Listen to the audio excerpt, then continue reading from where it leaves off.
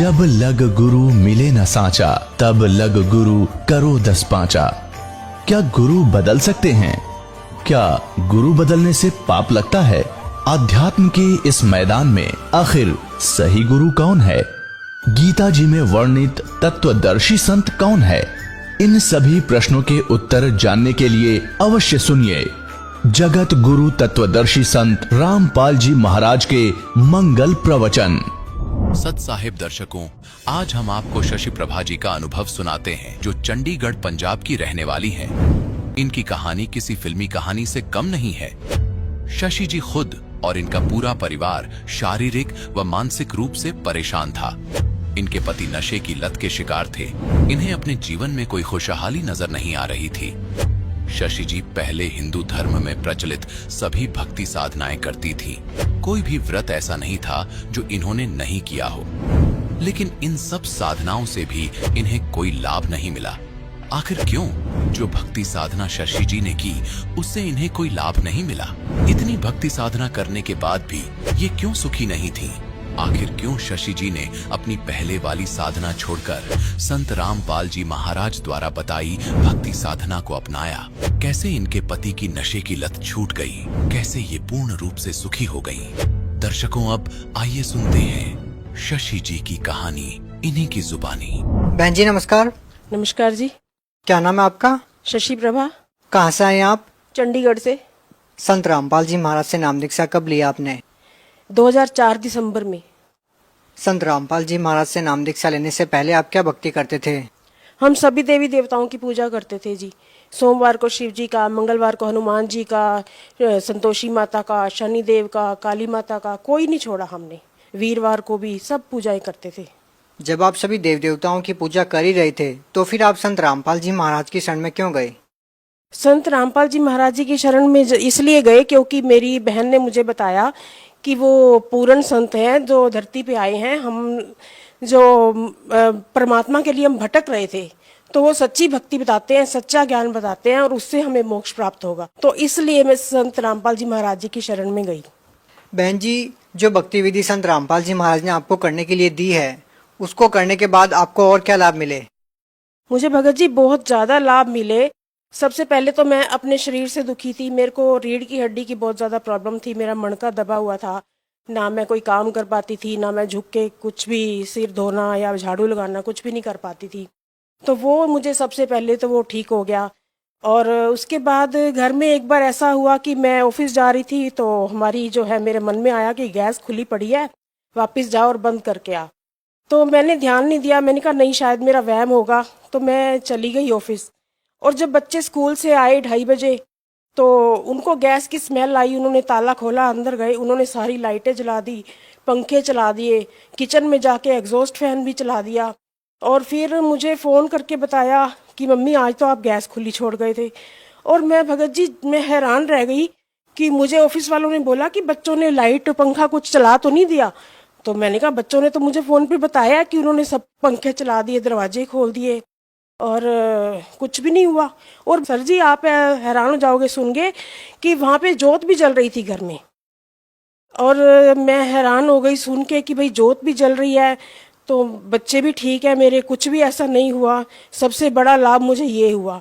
उसके बाद एक बार बेटी मेरी एक्टिवा पे जा रही थी, उसको एक गाड़ी वाले ने बहुत जोर से धक्का मारा और वो भाग गया।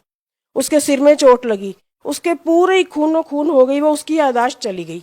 उसको जब किसी ने देखा सड़क पे, पुलिस वाले उसको लेके गए सेक्टर 16 हॉस्पिटल में, तो वहाँ पे उसकी याददाश्त चली गई थी। उसने अपना नाम भी वहाँ पे गलत लिखवाया। तो मुझे फ़ोन आया कि आपकी बेटी का ऐसे ऐसे एक्सीडेंट हो गया है। और मैं जब भाग के वहाँ पे पहुंची ऑटो करके, तब तक आधा पौना घंटा बीत चुका था। उसकी याददाश्त वापस नहीं आई थी। और मैं रास्ते में परमात्मा को पुकारती गई, नाम चलाती गई। मैंने कहा हे बंदी छोड़ सतगुरु रामपाल जी महाराज, कल मैंने सत्संग में आना है, तो आप हमें जरूर बुलाना, मैंने आना ही आना है। बेटी को आपने ठीक करना है, आपकी बेटी है। तो जब मैं वहाँ पहुंची, मैंने बेटी को देखा। मैंने उसको बोला बेटे नाम चलाओ, जो हमें बंदी छोड़ सतगुरु रामपाल जी महाराज जी ने नाम दिया हुआ है, वो नाम चलाओ। तो उसकी एकदम याददाश्त वापस आ गई। उसको याद आ गया कि हाँ ये मेरी मम्मी है, हमें नाम लिया हुआ है हमने। तो उसने भगत जी नाम चलाना शुरू किया। और वो उसको ओटी में लेके गए। डॉक्टर ने बोला कि इसके सारे बाल कटेंगे यहाँ से और इसको स्टिच लगेंगे। तो जब वो ओटी में लेके गए, उन्होंने नाई बुला लिया बाल काटने के लिए, और बेटी रोई जा रही थी कि मुझे बाल नहीं कटवाने। तो मैंने उसको बोला तू सिर्फ नाम चला, परमात्मा पे छोड़ दे, बंदी छोड़ सतगुरु रामपाल जी महाराज पे। तो फिर जब वो अंदर गए ओटी में, नाई भी बुला लिया उन्होंने, स्टिचेस का सामान भी बुला लिया। तो उन्होंने सर जी सारा उस सिर खोल के देखा बेटी का, कहीं कोई पता ही नहीं चल रहा था ब्लड आया कहाँ से है, कहीं कोई चोट नहीं थी, ना उसको कोई टांके लगे, ना उसके कोई बाल कटे। और सारा उसका सीटी स्कैन, एक्सरे जो भी हुआ उसमें सारी रिपोर्टें बिल्कुल नॉर्मल आई और वो बिल्कुल ठीक हो गई। और अगले दिन हम सत्संग में भी गए। उसके अलावा हमें घर में, जैसे मेरे पति नशा करते थे, तंबाकू खाते थे, शराब पीते थे, तो वो उन्होंने मेरे से पहले उन्होंने नाम लिया था, उन्होंने वो सब छोड़ दिया और घर हमारा ऐसा सुखी हो गया, ऐसा स्वर्ग जैसा हो गया।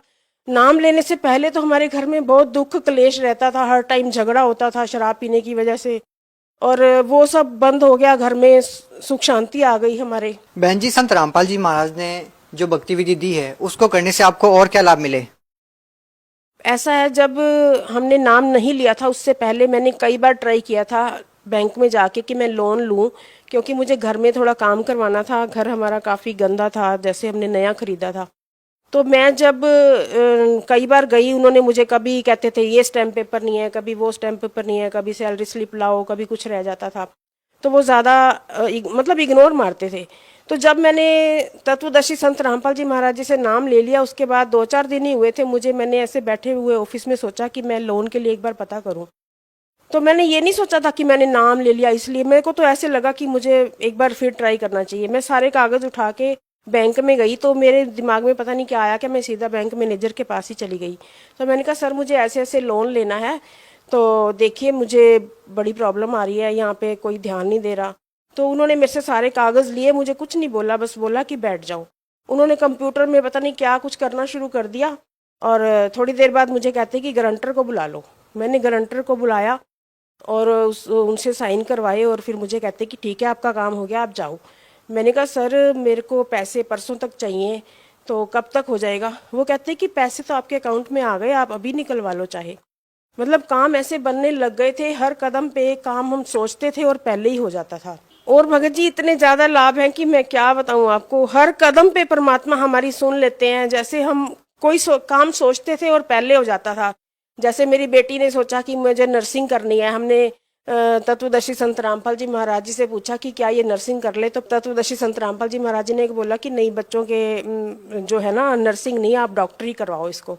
तो स्कूल से आए उसके कॉलेज वाले और उसको स्कूल से लेके गए, और उसकी सिर्फ 25,000 रुपये 1 साल की फीस में 4 साल की उसने डिग्री कर ली, और आज वो डॉक्टर बन चुकी है और दुबई में जॉब कर रही है। बहन जी, जैसा कि आपने बताया कि पहले आप सभी देवी देवताओं की पूजा करते थे, उस साधना को करने के बाद आपको कोई लाभ नहीं मिले, और जब आप संत रामपाल जी महाराज की शरण में गए तो आपको बहुत सारे लाभ मिलने लगे। तो आपको क्या भिन्नता नजर आती है कि पहले जो साधना आप करते थे और संत रामपाल जी महाराज ने जो भक्ति विधि आपको दी है, उसमें आपको क्या भिन्नता नजर आती है? आप क्या कहना चाहेंगे? संत रामपाल जी महाराज जी ने जो हमें भक्ति दी है वो वेदों और शास्त्रों के अनुसार दी है। उस भक्ति में ताकत है, उस परमात्मा की वाणी में ताकत है, जो सतगुरु रामपाल जी महाराज हमें शास्त्रों के अनुसार भक्ति करवाते हैं। बहन जी, जैसा कि आप कह रहे हैं कि संत रामपाल जी महाराज आपको शास्त्रों के अनुसार भक्ति दे रहे हैं, शास्त्रों के अनुसार भक्ति से आपका क्या तात्पर्य है? मतलब जो वेदों में लिखा है, जो गीता में लिखा है, जैसे हमारे को नाम लेने से पहले हमारे मम्मी हमें कहते थे हर रोज 18वां अध्याय पढ़ लिया करो। हमें ये नहीं पता था 18वां अध्याय पढ़ने से लाभ है या उसको समझने से लाभ है। तो हमें जगत गुरु तत्वदर्शी संत रामपाल जी महाराज जी ने उस 18वें अध्याय में लिखा क्या है उसको खोल के बता दिया कि परमात्मा ये कहते हैं कि भाई जो तत्वदर्शी संत है, जो 3 नाम का जाप देते हैं और जो जन्म मरण से छुटवाएं, जो मोक्ष प्राप्त करवाएं, वही भक्ति हमें करनी चाहिए। और वो भक्ति वेदों में लिखी है, शास्त्रों में लिखी है, गीता में लिखी है। बाकी जो संत हैं वो कुछ भी बोलते हैं, कोई राम की कहानी सुना देता है, कोई कृष्ण की सुना देता है, लेकिन हमें मोक्ष तो इसी भक्ति से मिलेगा ना जो परमात्मा हमें शास्त्रों के अनुसार बताते हैं, बंदी छोड़ सतगुरु रामपाल जी महाराज। बहन जी, देखिए आपने कहा कि संत रामपाल जी महाराज शास्त्रों के अनुसार भक्ति बताते हैं। हम आपसे ये पूछना चाहते हैं कि हिंदुस्तान में हजारों लाखों धर्मगुरु हैं जिनके बहुत सारे शिष्य हैं, तो भगत समाज इस बात का निर्णय कैसे कर पाएगा कि कौन धर्मगुरु सही भक्ति विधि बता रहा है, कौन गलत? परमात्मा का सत्संग सुनना पड़ेगा उनको, बंदी छोड़ सतगुरु रामपाल जी महाराज जी का सत्संग सुनना पड़ेगा, उनका ज्ञान सुनना पड़ेगा उनको। अगर मोक्ष चाहिए, जैसे हम बचपन से ही सोचते थे कि परमात्मा कौन है, कहाँ मिलता है, कहाँ रहता है, हमें उन सवालों के जवाब तत्वदर्शी संत रामपाल जी महाराज जी की शरण में आने से, उनका ज्ञान सुनने से मिला। तो उनको ज्ञान सुनना पड़ेगा, परमात्मा का सत्संग सुनना पड़ेगा, तभी वो समझ पाएंगे और कंपैरिजन कर पाएंगे कि वो जहाँ पहले जा रहे थे, सुन रहे थे, वहां पे वो क्या बताते हैं और ये क्या बताते हैं। बहन जी, अगर हम बात करें संत रामपाल जी महाराज की, तो संत रामपाल जी महाराज के बारे में ये भी कहा जाता है कि संत रामपाल जी महाराज देवी देवताओं की भक्ति छुड़वाते हैं। जैसे कि पहले आप सभी देवी देवताओं की पूजा करते थे और अब आप संत रामपाल जी महाराज द्वारा दी गई भक्ति कर रहे हैं, तो क्या संत रामपाल जी महाराज देवी देवताओं की भक्ति छुड़वाते हैं? नहीं, वो भक्ति नहीं छुड़वाते हैं, वो हमें सही भक्ति बताते हैं। देवी देवताओं के कौन से नाम जपने वाले हैं जिनसे हमें लाभ मिलेगा, वो सब देवी देवताओं का नाम जपवाते हैं, लेकिन विधि अनुसार बताते हैं, तो वो नाम जपने से हमें लाभ मिलता है। बहन जी, जैसे कि हम देखते हैं कि आपने बहुत सारी अलग अलग प्रकार की साधनाएं की, आपने व्रत उपवास भी किए, आपने कठोर साधनाएं भी की। ऐसे हिंदुस्तान में बहुत सारे लोग हैं जो अलग अलग प्रकार की साधनाएं करते हैं। तो बहन जी, आपको वो भक्ति करने से कोई लाभ नहीं मिला, तो आप उन लोगों को क्या कहना चाहेंगे जो लोग आज भी उस भक्ति विधि में आरूढ़ है? सब समाज से हाथ जोड़ के विनती करना चाहती हूँ कि सबको ही परमात्मा की तलाश होती है, सबको ही मोक्ष चाहिए, सबको ही सुख चाहिए। तो तत्वदर्शी संत रामपाल जी महाराज जी की शरण में आए और उनका सत्संग सुने, परमात्मा का ज्ञान सुने, उसके बाद भी निर्णय कर सकते हैं कि क्या सही है और क्या गलत है। जी, बहुत बहुत धन्यवाद। सत साहिब। दर्शकों, अभी आपने सुने संत रामपाल जी महाराज से दीक्षा प्राप्त करके सुखी हुए भक्त के अनुभव। अब देखिए जगत गुरु तत्वदर्शी संत रामपाल जी महाराज के मंगल प्रवचन। हंस कहो जैसे हम आपको भगत कह देते हैं, तो वहाँ हंस नाम से जाने जाते हैं, अपने जैसे आकार के हैं, मनुष्य सदृश है। शोभा अद्भुत अंग अपारा, हंसन शोभा कहाँ बताऊं, कुछ एक प्रभाव सोवर्ण सुनाऊं। थोड़ा बहुत सुनाता हूं मैं आपको। धर्मदास जी कह रहे हैं, रत्नमाल गरीब सोबत हंसा, गरीब माने गर्दन, उन हंसों की, सतलोक में रहने वाले व्यक्तियों के गले में, गर्दन में रत्नों की माला सुशोभित थी, और मणिमाला किमी करो प्रशंसा, और मणिमाला भी उनके गले में लटकरी डाल रखी थी। जगमग दे हंस कर ही, उन सब हंसों की दे ही जगमग जगमग करे थी। अमर चीर बहुसो बहादुर ही, अमर चीर पैर रखे थे। वहां की सारी ही खान पान भी अमर है, वहां के वस्त्र भी अमर है। और उर राखव जिकुर शोभा छवि छाए, रवि का करतार रोम छवि छाए। ये फिर क्या बताया कि हंसन भाल शोभा किमी कहूं, उन हंसों की भाल माने माथे की शोभा के बताऊं। षोडश चंद्र भाल छवि लहू, यानी 16 चंद्रमाओं जैसा तो माथे की चमक थी उनकी। हंस कांति प्रतिरोम प्रकाशा, हीरा मणि उदित रोमांसा है। वहां के जो भगत हैं, वहां रहते हैं स्त्री पुरुष, उनके एक रोम की इतनी शोभा जैसी हीरा मणि की चमक होया करे, हीरा मणि की चमक हो, ऐसी उनके एक रोम की।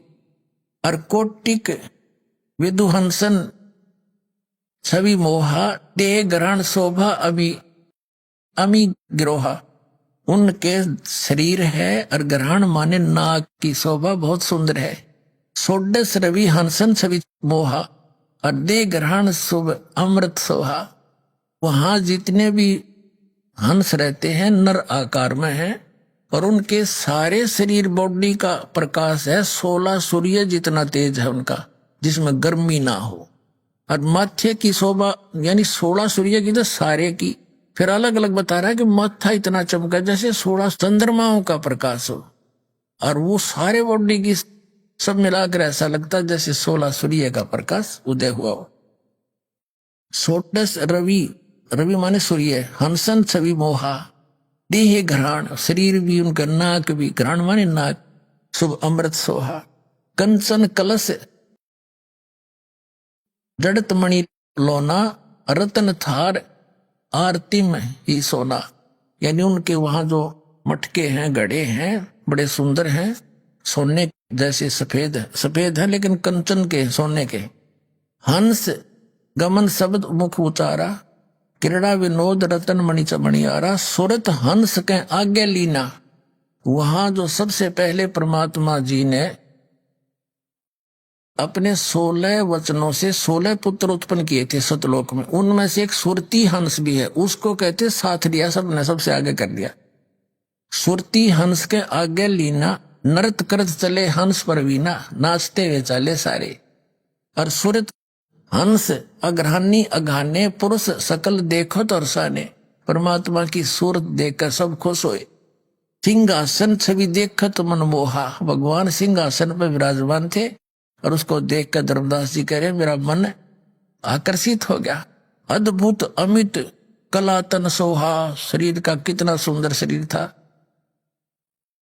एक रोम रवि शीस कोटि सा, ओह, एक रोम रवि शशि कोटि सा। एक रोम में करोड़ रवि माने सूर्य, शशि माने चंद्रमा की रोशनी मिला दी। इसी एक रोम की शोभा। और नख कोटिन दुमिल नरवीसा, और कहते नाखून की के बताऊं वो अलग है। और पुरुष प्रकाश सतलोक अंजोरा, परमात्मा का जो सतलोक है वो भी प्रकाश में है।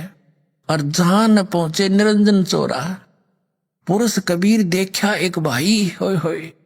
कहते हो परमात्मा और कबीर जी को वहां एक ही देखा, जो नीचे से गया था वही बैठा था वहां पर अनंत कोट ब्रह्मांड के सिंहासन पर।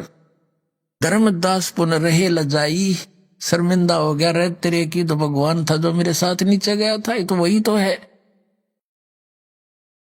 पुरुष कबीर देखा एक भाई, धर्मदास पुने रहे लजाई।